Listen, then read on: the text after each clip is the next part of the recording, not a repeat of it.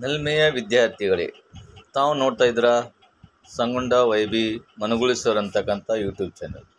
ಇವತ್ತಿನ ದಿನ ಫಿಸಿಕ್ಸ್ಗೆ ಸಂಬಂಧಪಟ್ಟಂಥ ಸುಮಾರು ಪ್ರಾಬ್ಲಮ್ಗಳನ್ನು ಸಾಲ್ವ್ ಮಾಡ್ತಾ ಇದ್ದೀನಿ. ದಯವಿಟ್ಟು ಇದರ ಸದುಪಯೋಗ ಪಡೆದುಕೊಳ್ಳಿ. ಒಂದನೇ ಸಮಸ್ಯೆ, ವಿದ್ಯುತ್ ಬಲ್ಪಿನ ತಂತಿಯ ಮೂಲಕ 0.5 ಆಂಪಿಯರ್ನಷ್ಟು ವಿದ್ಯುತ್ ಪ್ರವಾಹವು 10 ನಿಮಿಷಗಳ ಕಾಲ ಪ್ರವಹಿಸುತ್ತಿದೆ. ಆಗ ವಿದ್ಯುತ್ ಮಂಡಲದಲ್ಲಿ ಪ್ರವೇಶಿಸಿದ ವಿದ್ಯುತ್ ಆವೇಶಗಳ ಪ್ರಮಾಣವನ್ನು ಲೆಕ್ಕಾಚಾರ ಮಾಡಿ ಅಂತೇಳಿ, ಅಂದರೆ ಕ್ಯೂವನ್ನು ಕಂಡುಹಿಡಿಯ ಕೇಳ್ಯಾರ. ಇಲ್ಲಿ ಐ ಕೊಟ್ಟಿದ್ದಾರೆ, ಟಿ ಕೊಟ್ಟಿದ್ದಾರೆ, ಕ್ಯೂ ಕಂಡುಹಿಡಿಯಬೇಕು. ಸೊ ಕ್ಯೂ = I × T ನಮ್ಮ ಒಂದು ಸಾಮಾನ್ಯ ಸೂತ್ರ. ಇಲ್ಲಿ ಐ ಮತ್ತು ಟಿ ವ್ಯಾಲ್ಯೂಗಳನ್ನು ಹಾಕಿದಾಗ ನಮಗೆ 300 ಅಂತಕ್ಕಂಥ ಒಂದು ಆನ್ಸರ್ ಬರುತ್ತೆ. ಕ್ಯೂನ ಒಂದು ಅಂತಾರಾಷ್ಟ್ರೀಯ ಏಕಮಾನ ಕೂಲಮ್ ಸಿ ಇರೋದ್ರಿಂದ ಕ್ಯೂ = 300 ಸಿ ಅಂತ ಬರೀತೀವಿ ನಾವು, ಅಂದರೆ ಕೂಲಮ್ 300 ಕೂಲಮ್ ಅದರ ಒಂದು ಉತ್ತರವಾಗಿದೆ. ಹೀಗೆ ತಾವು ದಯವಿಟ್ಟು SSLCಗೆ ಸಂಬಂಧಪಟ್ಟಂತೆ ನೋಡ್ಕೋಬೇಕು. ಎರಡನೇ ಒಂದು ಸಮಸ್ಯೆಯನ್ನು ನೋಡಿ, 12 ವೋಲ್ಟ್ ವಿಭವಾಂತರ ಹೊಂದಿರುವ ಎರಡು ಬಿಂದುಗಳ ನಡುವೆ 2 ಕೂಲಮ್ ಆವೇಶಗಳು ಚಲಿಸಿದಾಗ ಆಗುವ ಕೆಲಸವೆಷ್ಟು ಅಂತ ಕೇಳ್ಯಾರ, ಅಂದರೆ ವರ್ಕನ್ನು ಕೇಳ್ಯಾರ. ಸೊ ನಾವು ಕೊಟ್ಟಿರ್ತಕ್ಕಂಥ ದತ್ತಾಂಶಗಳು ಯಾವುದಾವು, ಕ್ಯೂ ಮತ್ತು ಪಿ ಕೊಟ್ಟರು. ಕ್ಯೂ 2 ಕೂಲಮ್ ಅದ, ಪಿ 12 ಓಮ್ ಅದು, 12 ವೋಲ್ಟ್ ಅದು. ಡಬ್ಲ್ಯೂ ಕಂಡುಹಿಡಿಯ ಕೇಳ್ಯಾರ. ಸೊ ವಿ ಯ ಸೂತ್ರ ಏನದ, ವೋಲ್ಟೇಜು ಪಿ = W/Q ಅಂತದ. ಇಲ್ಲಿ ಸ್ವಲ್ಪ ಅಡ್ಜಸ್ಟ್ಮೆಂಟ್ ಮಾಡ್ತಾ ಇದ್ವಿ, ನಾವು ಗಮನಿಸಿ. ಇಲ್ಲಿ ಪಿ ಮತ್ತು ಕ್ಯೂ ವ್ಯಾಲ್ಯೂ ಹಾಕಿದಾಗ 12 × 2 24 ಬರುತ್ತೆ. ನಮಗೆ ಗೊತ್ತಿರುವ ಹಾಗೆ ವರ್ಕ್ನ ಒಂದು ಅಂತಾರಾಷ್ಟ್ರೀಯ ಏಕಮಾನ ಜೌಲ್ ಇದೆ. ಹಾಗಾಗಿ ನಾವು ಆ ಅಂತಾರಾಷ್ಟ್ರೀಯ ಏಕಮಾನದೊಂದಿಗೆ ಕಂಪಲ್ಸರಿ ಉತ್ತರವನ್ನು ಬರೀಬೇಕು. ಫಿಸಿಕ್ಸ್ನಲ್ಲಿ ತಾವು ದಯವಿಟ್ಟು ಗಮನಿಸಿ, ಯಾವುದೇ ಒಂದು ಸಮಸ್ಯೆಯನ್ನು ಬಿಡಿಸಿದಾಗ ಕೊನೆಗೆ ಬರ್ತಕ್ಕಂಥ ಉತ್ತರದ ಅಂತಾರಾಷ್ಟ್ರೀಯ ಏಕಮಾನವನ್ನು ಕಂಪಲ್ಸರಿ ಬರೀಬೇಕು. ಅದಕ್ಕಾಗಿ ಅರ್ಧಮಾಸವನ್ನು ನಿಗದಿ ಮಾಡಿಸ್ತಾರೆ. ಇನ್ನು ಮೂರನೇ ಸಮಸ್ಯೆ ನೋಡಿ, 12 ವೋಲ್ಟ್ ಬ್ಯಾಟರಿಯನ್ನು ಒಂದು ರೋಧಕದ ಜೊತೆ ಸಂಪರ್ಕಿಸಿದಾಗ, ಇಲ್ಲಿ ತಾವು ಚಿತ್ರವನ್ನು ಕೂಡ ಗಮನಿಸಿ, ಅದರಲ್ಲಿನ ವಿದ್ಯುತ್ ಪ್ರವಾಹವು 2.5 MA ಆಗಿರುತ್ತದೆ. ಆಗ ರೋಧಕದ ರೋಧವನ್ನು ಕಂಡುಹಿಡಿಯಿರಿ ಅಂತೇಳಿದ್ರೆ, ಇಲ್ಲಿ ಫಿ ಮತ್ತು ಐ ಅದ, ಇಲ್ಲಿ ಆರ್ ಕಂಡುಹಿಡಿಯಬೇಕು. ಸೊ ಫಿ = I × R ಅದ. ಆರ್ ಏನಾಗುತ್ತೆ, V/I ಆಗುತ್ತೆ. ಸೊ ಆರ್ ಫಿ ಮತ್ತು ಐ ವ್ಯಾಲ್ಯೂ ಕೊಟ್ಟಿದೆ, ಅದನ್ನು ಒಂದು ಭಾಗಾಕಾರವನ್ನು ಮಾಡಿದಾಗ ನಮಗೆ ಒಂದು ಉತ್ತರ ಸಿಗುತ್ತೆ. ಇಲ್ಲಿ ಕೂಡ ತಾವು ಗಮನಿಸ್ತಾ ಇದ್ದೀರಾ, R = 12/2.5 × 10⁻³ ಸೊ ಆರ್ ಎಷ್ಟು ಬಂತು, 4.8 × 10⁻³ ಬಂತು. ಆರನ್ನು ನಾವು 4.8 K ಓಮ್ ಅಂತ ಹೇಳ್ತೀವಿ. ಕೆ ವ್ಯಾಲ್ಯೂ ಅಂದರೆ 1000. ಸೊ ಅದನ್ನು 4800 ಓಮ್ ಅಂತ ಹೇಳ್ತಾ ಇದ್ದೀವಿ. ನಾಲ್ಕನೇ ಸಮಸ್ಯೆಯನ್ನು ನೋಡಿ, ವಿದ್ಯುತ್ ಬಲ್ಬ್ನ ತಂತುಗಳ ರೋಧವು 1200 ಓಮ್ ಅದು. 220 ವೋಲ್ಟ್ ಮೂಲದಿಂದ ವಿದ್ಯುತ್ತನ್ನು ಸೆಳೆಯಾಕತ್ತೀವಿ. ಹಾಗಾದರೆ ವಿದ್ಯುತ್ ಪ್ರವಾಹ ಎಷ್ಟು ಅಂತ ಕೇಳಿದ್ರೆ, ಪಿ ವ್ಯಾಲ್ಯೂ ಆರ್ ವ್ಯಾಲ್ಯೂ ಹಾಕಬೇಕು, ಐ ಕಂಡುಹಿಡಿಬೇಕು. ಸೊ ಪಿ = I × R ಆದಮೇಲೆ ಆಗಲೇ ಮಾಡಿದ್ದೇವಲ್ಲ ಅದೇ ಪ್ರಾಬ್ಲಮನ್ನು, I = P/R ಅಂತದ. I = ಏನಾಯ್ತು ಇಲ್ಲಿ 220/1200 ಆಗುತ್ತೆ. So I = 11/60. ಅದನ್ನು ಸಿಂಪ್ಲಿಫೈ ಮಾಡಿದಾಗ I = 0.18 ಆಂಪಿಯರ್ ಅಂತ ಬರುತ್ತೆ. ನೋಡಿರಿ, ಇದರಲ್ಲಿ ಕೂಡ ಆಯ್ದ ಒಂದು ಅಂತಾರಾಷ್ಟ್ರೀಯ ಏಕಮಾನವನ್ನು ನಾವು ಕೊಟ್ಟಿದ್ದೀವಿ. ಸೊ ಐದನೇ ಪ್ರಾಬ್ಲಮ್, ಹೀಟರ್ನ ಸುರುಳಿಯ ರೋಧವು 100 ಓಮ್, ಆದರೆ 220 ಮೂಲದಿಂದ ವಿದ್ಯುತ್ ಹೀಟರ್ನ ಸುರುಳಿಯು ಸೆಳೆಯುವ ವಿದ್ಯುತ್ ಪ್ರವಾಹ ಎಷ್ಟು ಅಂತ ಕೇಳಿದಾಗ, ಇಲ್ಲಿ ಸೇಮ್ ಪ್ರಾಬ್ಲಮ್, ಸೇಮ್ ಸೂತ್ರ. ಇಲ್ಲಿ ಕೂಡ ತಾವು ಗಮನಿಸಿ, ಚಿತ್ರವನ್ನು ಗಮನಿಸಿ, ಜೊತೆಗೆ ಕೊಟ್ಟಿರ್ತಕ್ಕಂಥ ಸಮಸ್ಯೆಗೆ ಒಂದು ರಫ್ ಡಯಾಗ್ರಾಮನ್ನು ಬರ್ಕೊಂಡು ಆ ಸಮಸ್ಯೆಯನ್ನು ನೀವು ಅರ್ಥ ಮಾಡಿಕೊಂಡ್ರೆ ಸೂತ್ರವನ್ನು ಹಚ್ಚೋದು ಭಾಳ ಸುಲಭವಾಗುತ್ತೆ. ಹಾಗಾಗಿ ಇಲ್ಲಿ ಕೂಡ I = V/R ಅದ. I = 220/100 ಆಗುತ್ತೆ. I = 22/10. ಉತ್ತರ ಎಷ್ಟಾಗುತ್ತೆ ನೋಡಿ, 2.2 ಆಗುತ್ತೆ. ಐದ ಒಂದು ಸಂಕೇತ ಏನಿದೆ, ಎ ಇದೆ. ಹಾಗಾಗಿ I = 2.2 ಆಂಪೇರ್ ಅಂತ. ಮುಂದಿನ ಒಂದು ಆರನೇ ಸಮಸ್ಯೆಯನ್ನು ನೋಡೋಣ. ಒಂದು ವಿದ್ಯುತ್ ಹೀಟರ್ ಒಂದು ವಿದ್ಯುತ್ ಮೂಲದಿಂದ 4 ಆಂಪಿಯರ್ ವಿದ್ಯುತ್ ಸೆಳೆಯುವಾಗ ಅದರ ತುದಿಗಳ ನಡುವಿನ ವಿಭವಾಂತರವು ಎಷ್ಟಾಗಿದೆ, 60 ವೋಲ್ಟ್ ಆಗಿದೆ. ಸದರಿ ವಿದ್ಯುತ್ ಹೀಟರ್ನ ವಿಭವಾಂತರವನ್ನು 120 ವೋಲ್ಟ್ಗೆ ಹೆಚ್ಚಿಸಿದಾಗ ವಿದ್ಯುತ್ ಹೀಟರ್ ಸೆಳೆಯುವ ವಿದ್ಯುತ್ ಪ್ರವಾಹ ಎಷ್ಟು ಅಂತ ಕೇಳ್ಯಾರೆ. ಇಲ್ಲಿ ಸ್ವಲ್ಪ ತಾವು ಗಮನಿಸಬೇಕು. ಏನಪ್ಪ ಅಂದರೆ, ರಫ್ ಡಯಾಗ್ರಾಮನ್ನು ಹಾಕಿದ್ದೀವಿ. ವಿ ಮತ್ತು ಐ ಅದ, ಆರ್ ಕಂಡುಹಿಡಿಯ ಕೇಳ್ಯಾರ. ಇಲ್ಲಿ ಕೂಡ V into I into R ಅದು V equal to R equal to V by I 60/4. ಉತ್ತರ ಆರ್ ಎಷ್ಟು ಬಂತು? 1.5 ಬಂತು. ಸೊ ಅದನ್ನು ನಾವು ಇಲ್ಲಿ ಗಮನಿಸಿ 15 ಓಮ್ ವಿ 120 ಇನ್ನೊಂದು ಸೈಡ್, ಹಾಗೆ ಆರ್ 15 ಓಮ್ ಅದ. ಐ ಕಂಡು ಹಿಡಿಯಕ್ಕೆ ಹೇಳ್ಯಾರ. ಇಲ್ಲಿ ಕೂಡ ಐ 120/15 ಆಗ್ಯದ. ಐ ಇಜ್ವಲ್ ಟು 8 ಆಗ್ಯದ. ಹಾಗಾಗಿ ಇಲ್ಲಿ ನಾವು ಕೊನೆಗೆ ಏನು ಮಾಡಬೇಕಾಗತ್ತೆ? ಅಲ್ಲಿ ಐದು ಒಂದು ಸಂಕೇತ ಬರೀಬೇಕು. ಆರ್ದು ರೋಧದ ಸಂಕೇತ ಓಮ್ ಆತ್ರಿ, 5 ಸಂಕೇತ ಎ ಅದ. ಹಾಗಾಗಿ R equal to 15 ohm, I equal to 8 ampere ಅಂತ. ಈ ಉತ್ತರದೊಂದಿಗೆ ಮುಂದಿನ ಒಂದು ಪ್ರಶ್ನೆಯನ್ನು ಗಮನಿಸೋಣ. 7ನೇ ಪ್ರಶ್ನೆ. ಇಲ್ಲಿ ತಾವು ದಯವಿಟ್ಟು ಈ ಡೈಗ್ರಾಮ್ಗಳನ್ನು ಹಾಕೋದನ್ನು ಮಾತ್ರ ಮರಿಬಾರ್ದು. ಪ್ರಶ್ನೆಗಳು ಹೇಗಿರುತ್ತೆ ಅಂತಕ್ಕಂಥದ್ದು ಡೈಗ್ರಾಮ್ಗಳ ಬೇಸ್ ಮೇಲೆ ನಿಮಗೆ ಗೊತ್ತಾಗುತ್ತೆ. ಹಾಗಾಗಿ ಕಂಪಲ್ಸರಿ ರಫ್ ಡೈಗ್ರಾಮ್ ಹಾಕಿ ವೋಲ್ಟೇಜನ್ನು, ರೆಸಿಸ್ಟರನ್ನು, ಆಯನ್ನು ಗಮನಿಸಬೇಕು. ಈ 7ನೇದು ನೋಡಿರಿ, ಎಷ್ಟು ಒಂದು ಇದಿದೆ. ಒಂದು ಲೋಹದ ತಂತಿಯ ಉದ್ದ 1 ಮೀಟರ್ ಅದ. ಅದರ ರೋಧ ಎಷ್ಟದಪ್ಪ ಅಂದರೆ 20 ಡಿಗ್ರಿ ಸೆಲ್ಸಿಯಸ್ನಾಗ 260 ಅದು.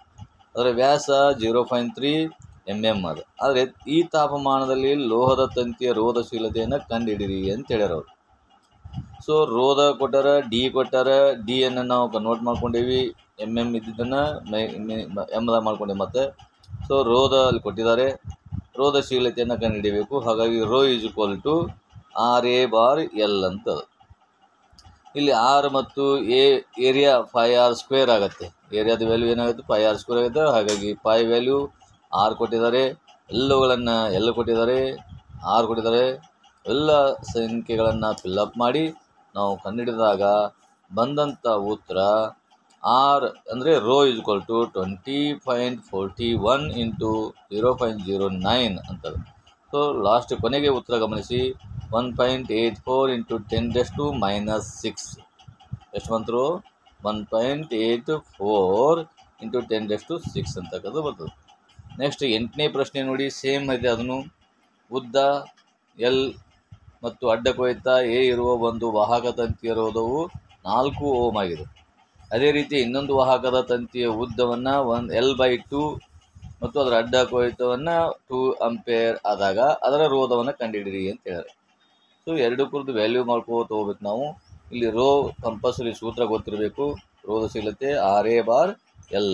ಈ ಸೂತ್ರವನ್ನು ನೆನಪಿಟ್ಕೋರಿ ಕಂಪಲ್ಸರಿ. So R1 ಎಷ್ಟದ? 4 ಓಮ್ ಅದ. R2 ಎಷ್ಟದಪ್ಪ ಅದಂದರೆ ರೋ L/2/2A ಅಂತದ. ಹಾಗಾಗಿ ಈ ಸೂತ್ರವನ್ನು ಅಳವಡಿಸಿದಾಗ 1/4 ಇಂಟು ರೋ L/A ಆಗುತ್ತೆ. ಇಲ್ಲಿ R2 is equal to 1/4 into R1 ಆಗುತ್ತೆ. R1 ವ್ಯಾಲ್ಯೂ ಆಗಲೇ ನಮ್ಗೆ ಗೊತ್ತಿರುವ ಹಾಗೆ 4 ಅದ. 1/4 ಇಂಟು 4 ಅಂದರೆ 1 ಬರುತ್ತೆ. ಹಾಗಾಗಿ R2 ಎಷ್ಟಾಗತ್ತಪ್ಪ ಅಂದರೆ 1 ಓಮ್ ಆಗುತ್ತೆ. ಎಷ್ಟಾಗುತ್ತೆ? ಅದು 1 ಓಮ್ ಆಗುತ್ತೆ. ಇನ್ನು 9ನೇ ಪ್ರಶ್ನೆ. ಒಂದು ತಾಮ್ರದ ತಂತಿಯು 0.5 mm ವ್ಯಾಸವನ್ನು ಹೊಂದಿದೆ. 1.6 ಇಂಟು 10⁻6 ಓಮ್ ರೋಧಕತೆಯನ್ನು ಹೊಂದಿದೆ. ಅದರ ರೋಧದ ಏನು ಮಾಡ್ಯಾನ? 10 ಕೇಳ್ಯಾರ ಪ್ರಶ್ನೆಯಲ್ಲಿ. ಗಮನಿಸ್ರಿ, ರೋಧಶೀಲತೆಯ ಸೂತ್ರ ಸೇಮ್ ಆಗಲೇ ಹಾಗೆ ಮಾಡಿದ್ದೇವೆ. ಇಲ್ಲಿ ಕೂಡ ಎಲ್ಲ ವ್ಯಾಲ್ಯೂಗಳನ್ನು ಹಾಕೊಂಡಿದ್ದೇವೆ. ಆ ವ್ಯಾಲ್ಯೂಗಳ ಪ್ರಕಾರ ಹೋದಾಗ ಇಲ್ಲಿ ಲೆಂತನ್ನು ಕೇಳಿದರೆ R ಇಂಟು 5r² ರೋಧ. ಸೊ ಎಲ್ಲ ವ್ಯಾಲ್ಯೂಗಳನ್ನು ಹಾಕಿದಾಗ ನಮಗೆ ಇಲ್ಲಿ ಎಷ್ಟು ಬರ್ತಪ್ಪ ಅಂದರೆ 7.85 ಇಂಟು 10⁻²/6.4 ಅಂತದೆ. ಸಿಂಪ್ಲಿಫೈ ಮಾಡಿದಾಗ ಅಲ್ಲಿ ಕೊನೆಗೆ ಉತ್ತರ ನೋಡಿ 1.227 ಇಂಟು 10⁻² ಅದೇ. ಅದನ್ನು ಎಮ್ಗೆ ಕನ್ವರ್ಟ್ ಮಾಡಿದಾಗ 122.7 m ಅಂತ ಬರುತ್ತೆ ಅಲ್ವಾ? ಇಷ್ಟು ಉತ್ತರವನ್ನು ತಾವು ಗಮನಿಸ್ತಾ ಇದ್ದೀರಿ. ಮುಂದಿನ ಒಂದು ಪ್ರಶ್ನೆಯನ್ನು ತಾವು ಗಮನಿಸಿ. ಬಹುಶಃ ತಂತಿಯ ವ್ಯಾಸವನ್ನು ದ್ವಿಗುಣಗೊಳಿಸಿದಾಗ ಏನಾಗುತ್ತೆ ಅಂತಕ್ಕಂಥದ್ದು ಕೊಟ್ಟಿದ್ದಾರೆ. ತಂತಿಯ ವ್ಯಾಸವನ್ನು ದ್ವಿಗುಣಗೊಳಿಸಿದಾಗ ಅಂದರೆ ವ್ಯಾಸ ಡಬಲ್ ಮಾಡಿದ್ರೆ ಏನಾಗತ್ತೆ ಅಂತಕ್ಕಂಥದ್ದು. ಸೊ ಬಂದಂಥ ವ್ಯಾಲ್ಯೂವನ್ನು ನೋಡಿ ತಾವು ಗಮನಿಸಿ. R1 is equal to rho L/A1 ಆಗಲೇ ಸೂತ್ರ ಇದೆ. ಹಾಗಾಗಿ ಇಲ್ಲಿ 1/4 ಇಂಟು 10 ರೋಧ ಕೊಂಡಿದ್ದೀವಿ. R' is equal to 2.5 ohm ಅಂತಕ್ಕಂಥದ್ದು ನಾವು ಕಾಣ್ತಾ ಇದ್ದೀವಿ. R1 ಅದೇ ದ್ವಿಗುಣಗೊಳಿಸಿದಾಗ ಏನಾಗುತ್ತೆ ಅಂತ ಇದ್ರಲ್ಲ, ಹಾಗಾಗಿ ನಾವಿಲ್ಲಿ ಸೂತ್ರವನ್ನು ಹಚ್ಕೊಂಡಿರ್ತಕ್ಕಂಥದ್ದು ಕಾಣ್ತೀವಿ. ಇಲ್ಲಿ ಎ ಡ್ಯಾಶ್ ನೋಡಿ, ಎ ಡ್ಯಾಶ್ ಏನಾಗಿದೆ 4πr² ಅಂತಿದೆ. ಈಗ ಮುಂದಿನ ಒಂದು ಪ್ರಶ್ನೆ 10ನೇದು, 20 ಓಮ್ ರೋಧ ಹೊಂದಿರುವ ಒಂದು ವಿದ್ಯುತ್ ದೀಪ ಮತ್ತು 4 ಓಮ್ ರೋಧ ಹೊಂದಿರುವ ಇನ್ನೊಂದು ವಾಹಕತೆಯನ್ನು ಇಲ್ಲಿ 6 ವೋಲ್ಟ್ನ ಶುಷ್ಕ ಕೋಶಕ್ಕೆ ಜೋಡಿಸಿದೆ. ಹಾಗಾಗಿ 1 ಮತ್ತು 2, 3 ಪ್ರಶ್ನೆ ಕೇಳರಿಲ್ಲಿ. ಎ ಏನದ ಮಂಡಲ ಒಟ್ಟು ರೋಧ ಎಷ್ಟು, ಬಿ ಮಂಡಲದಲ್ಲಿ ಪ್ರವೇಶಿಸುವ ವಿದ್ಯುತ್ ಪ್ರವಾಹ ಎಷ್ಟು, ಆಮೇಲೆ ಸಿ ವಿದ್ಯುತ್ ದೀಪ ಮತ್ತು ವಾಹಕದ ನಡುವೆ ಇರ್ತಕ್ಕಂಥ ಒಂದು ವಿಭವಾಂತರ ಕಂಡುಹಿಡಿಯಲಾಗಿದೆ. ಇವೆಲ್ಲ ಹಿಂದಿನ ಒಂದು ಪ್ರಶ್ನೆಯಲ್ಲಿ ರಿಪೀಟ್ ಆಗಿದ್ದಾವೆ, ಆದರೂ ಕೂಡ ಗಮನಿಸಿ. ಇಲ್ಲಿ ಕೊಟ್ಟಿರ್ತಕ್ಕಂಥ ದತ್ತಾಂಶಗಳನ್ನು ಹಚ್ಕೋಬೇಕು.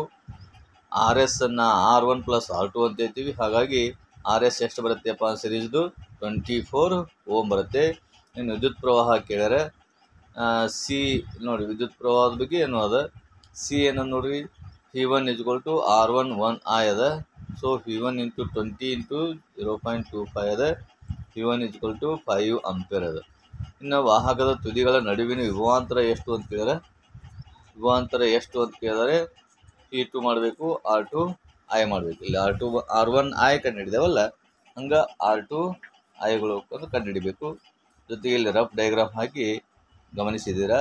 ಇಲ್ಲಿ ಏನು ಮಾಡಿದ್ದಾರೆ, ಒಂದು ಬಲ್ಬ್ ಕೊಟ್ಟಿದ್ದಾರೆ, ಒಂದು ರೆಸಿಸ್ಟೆನ್ಸ್ ಕೊಟ್ಟಿದ್ದಾರೆ, ಅಲ್ಲಿ ವೋಲ್ಟ್ ಕೊಟ್ಟಿದ್ದಾರೆ, I ಕೊಟ್ಟಿದ್ದಾರೆ. ಇನ್ನು ವಿದ್ಯುತ್ ಪ್ರವಾಹ ಏನದ I V/RS ಅಂತದ. ಈಗಾಗಲೇ ಸಿರೀಸ್ ಕಂಡುಹಿಡಿದೆ ನಾವು 24 ಓಮ್ ಅಂತೇಳಿ. ಹಾಗಾಗಿ V ಗೊತ್ತದೆ, R/24 ಅಂದರೆ 0.25 ಆಂಪಿಯರ್ ಬರುತ್ತೆ. ಈ 3 ನೋಡಿ, 4 ಅದ, 3 ಜೊತೆಗೆ ವಿಭವಾಂತರ ನಡುವಿನ ವಿಭವಾಂತರ ಕೇಳ್ಯಾರ, ವಾಹಕದ ತುದಿಗಳ ನಡುವಿನ ವಿಭವಾಂತರ ಕೇಳ್ಯಾರ, ಅದನ್ನು ಕೂಡ ನಾವು ಮಾಡಿದ್ದೀವಿ. ಸ್ಪಷ್ಟವಾಗಿ ತಮಗೆಲ್ಲ ಗೊತ್ತಾಗತ್ತೆ. V1, V2, I ಮತ್ತು RS ಎಷ್ಟು ಅಂತಕ್ಕಂಥದ್ದನ್ನು 3 ವ್ಯಾಲ್ಯೂಗಳನ್ನು ಕಂಡುಹಿಡಿದ್ದೀವಿ. ಮುಂದಿನ ಒಂದು ವಿಡಿಯೋಗಾಗಿ ತಾವು ದಯವಿಟ್ಟು ಮನಗುಳಿ ಸರ್ ಅಂತಕ್ಕಂಥ ಚಾನಲ್ ಸಬ್ಸ್ಕ್ರೈಬ್ ಮಾಡಿ.